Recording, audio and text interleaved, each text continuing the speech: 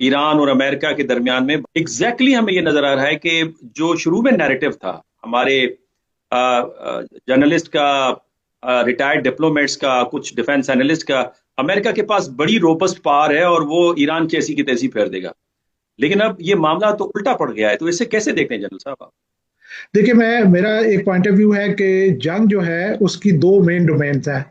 एक है science of war और दूसरी है आर्ट ऑफ वॉर। और हम्म। हिस्टोरिकली कभी साइंस डोमिनेट करती रही है, कभी आर्ट डोमिनेट करती रही है। साइंस का मतलब ये है कि नंबर्स क्या हैं, टेक्नोलॉजी किस तरह की है, वेपन सिस्टम कैसे है, क्वालिटी ऑफ ऑल द जिसको आप क्वांटिफाई कर सकते हैं। जो मेजरेबल जो फिगर्स होती हैं वो कहलाती हैं साइंस ऑफ वॉर। और जो इमेजरेबल चीज़ें होती हैं लाइक लीडरशिप, ट्रेनिंग, मोराल, ये सारी कहलाई जाती हैं आर्ट ऑफ वॉर। हमें पता है कि Napoleon was a very very एक बहुत इम्पॉर्टेंट कैप्टन ऑफ वॉर थे। उन्होंने वॉर में बहुत जिद्दत पसंदी लाई। और बट उनके बारे में कहा जाता है कि उन्होंने एक वर्ड भी नहीं छोड़ा लिखा हुआ। तो दो जेंटलमैन थे, क्लॉजविट्स और एक जॉमेन आए, हु वर उसी टाइम पीरियड में थे, जिनको कहा जाता है कि they are interpreters of Napoleon. कि नेपोलियन की जो भी स्ट्रेटजीज थी, जो नए कॉन्सेप्ट थे जो उन्होंने प्रैक्टिकली अप्लाई किए, उनको ये दोनों जेंटलमैन ने उसको इंटरप्रेट किया। हम्म। Jomini believed more in science and Clausewitz believed more in art. हम्म। तो वर्ल्ड वॉर वन तक जो भी कैप्टन ऑफ वॉर बैटलफील्ड में जाते थे वो जोमिनाई की बुक लेके जाते थे, जिसमें कि साइंस के ऊपर प्रेडोमिनेटली जो क्वांटिफाइबल चीजें उनकी बातचीत होती थी।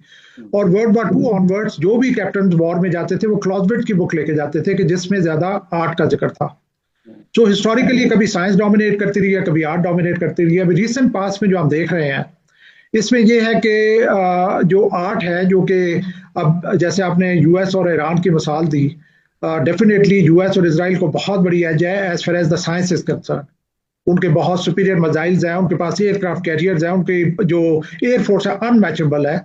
लेकिन जो जिस डोमेन में ईरान उनका मुकाबला कर रहा है वो है आर्ट की डोमेन में।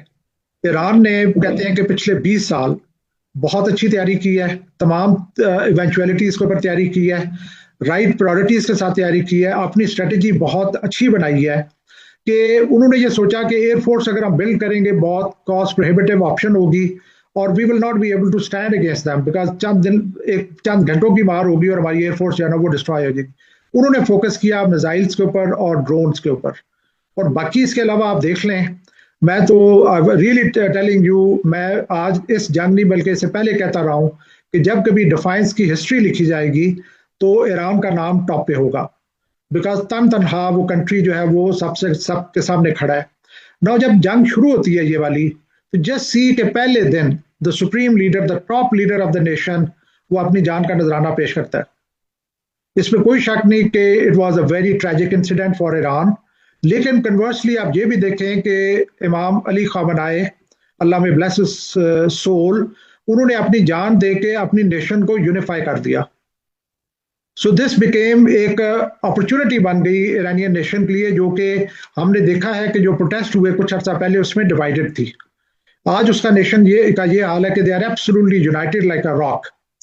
तो ये वो चीजें होती हैं जो कि वाइल नुकसान होते हुए पॉजिटिव प्ले कर जाती हैं किसी भी नेशन के लिए। उस कौम का जज्बा, उस कौम की हिम्मत। अभी हमने 2 दिन पहले देखा कि अलकुद्स की रैली हो रही है और डिस्टेंस के ऊपर मिसाइल्स गिर रहे हैं, लेकिन यहाँ पे लोग जो है वो नारे मार रहे हैं। So this is really amazing.